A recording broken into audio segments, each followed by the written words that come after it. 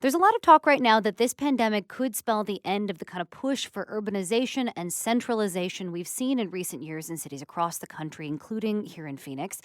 The reason is pretty simple. Social distancing and staying home is making the suburbs look a little better right now. Places where you can have your own backyard and your own space and don't have to be quarantined inside an apartment. But there's also a contingent of urbanists who argue that this idea is anything but the truth. I spoke more about this with urbanist Richard Florida.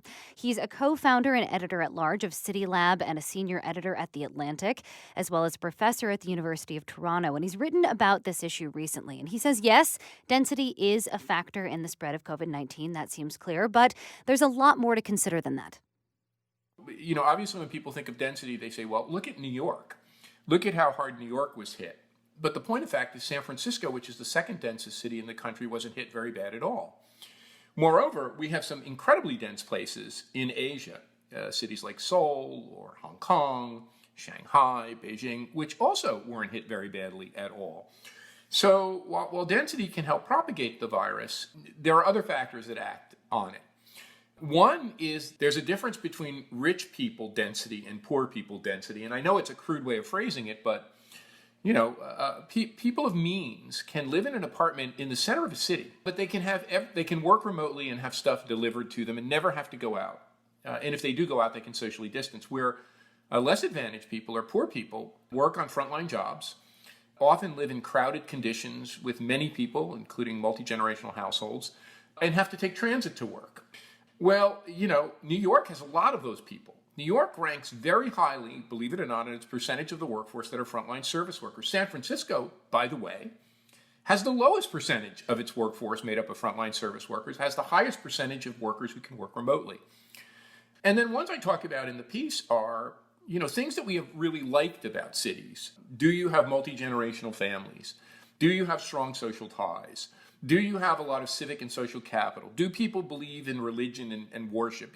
Are there ties that bind places together? Well, all of those things, it so happens, seem to make the virus worse. So a good demographer named Lyman Stone tweeted, one of the great tragedies of this crisis will be that things we love about places like social capital will ultimately be found or likely to be found to accelerate the vulnerability to the virus.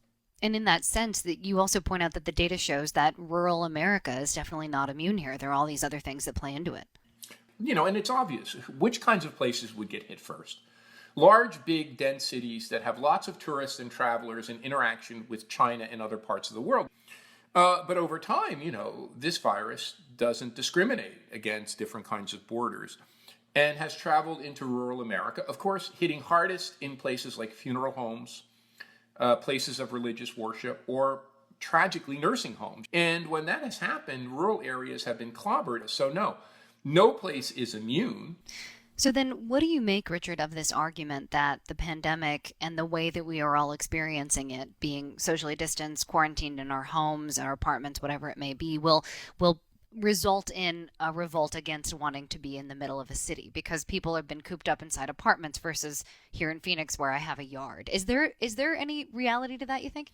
I'm an urbanist who really never considered the role of pandemics or infectious disease in shaping urbanization. And that's because urbanization has always been a stronger force. The power of people congregating in cities, industries locating in cities, trades happening in cities, has always been more powerful than infectious disease. So the short answer to your question is, great cities like New York and Los Angeles, San Francisco, London and Paris, Tokyo and Shanghai will survive this and will, in 3 to 5 years, be even stronger. Industries like finance, like high technology, like media and entertainment will continue to concentrate in big superstar cities. No brainer. But there is also no doubt that certain groups of people will leave cities. And, this isn't a new trend. Who's leaving cities? Older and more vulnerable people and people with families. I mean, if you have a young family, and I have young kids, and almost everyone I've talked to from New York who has young kids said, I want to leave the city, not because I don't love it, because I want a backyard and I want a swing set and a lawn and maybe a pool for my kids to splash around in. So there will be pull forces. And I think fear of transit and trains will be another one. At the same time, there will be a set of push factors. Cities may become more affordable. One of the things that I wrote a whole book about, the new urban crisis, was how cities like New York and San Francisco and Seattle and Boston and Washington, D.C. had become so horrendously inexpensive they were pushing people out. Well, what may happen, if offices aren't as attractive to work in, if people work remotely, if people with families move out, if all these, affluent pied-à-terre buyers who are coming to dabble in a city and had an apartment they use for a month or two a year, if those people all flee, and if the offices remain somewhat empty, housing is going to get cheaper in cities. Artists, creative people, musicians might flock back to cities. So we may have an opportunity to reset our cities and make them kind of creative and innovative places again. One thing that we're likely to see, which I find fascinating, we're not going to see any big concert for a long time. We're not going to see a Taylor Swift concert or a Rolling Stones concert or a U2 concert or a big festival. But people are going to want culture and arts.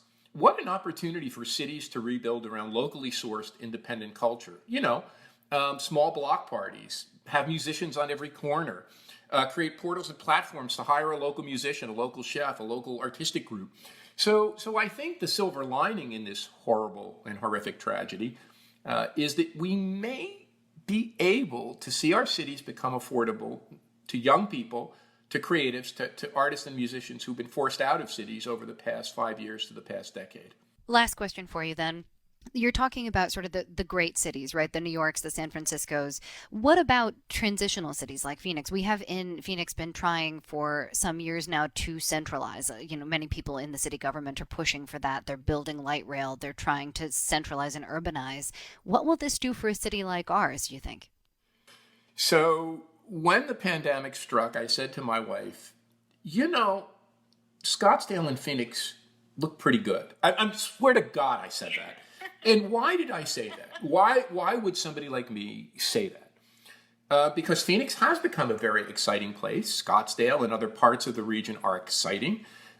You have great weather and climate, and at least some of us believe that heat and sunlight have a negative effect on killing the virus. And of course, if you can't use the amenities of a great city like New York, the restaurants and bars and inside stuff, you want to be outside. And I have little kids, and little kids like to be outside. So it was an interesting thing that I said that. And I think it's true that warm, sunny places, not just suburban, sprawly places, but warm, sunny places are going to get a better look this time.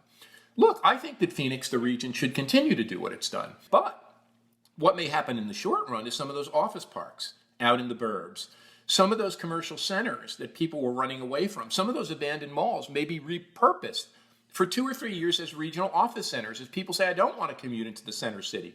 But over time, the center city will come back. So, maybe you don't have to pump the gas as hard as you did, but I think everything Phoenix has been doing will pay off. And I do think affordability will matter. I think sun and warmth will matter more. I think the ability to have, for families to have private amenities will matter. And then having a thriving downtown with good universities and stuff to do will also matter. So in many ways, this may tilt the scale at the margin towards a place like Phoenix or Scottsdale. Fascinating stuff. All right, that is Richard Florida. Thank you so much for joining us. Oh, thank you so much. It's been a pleasure being back.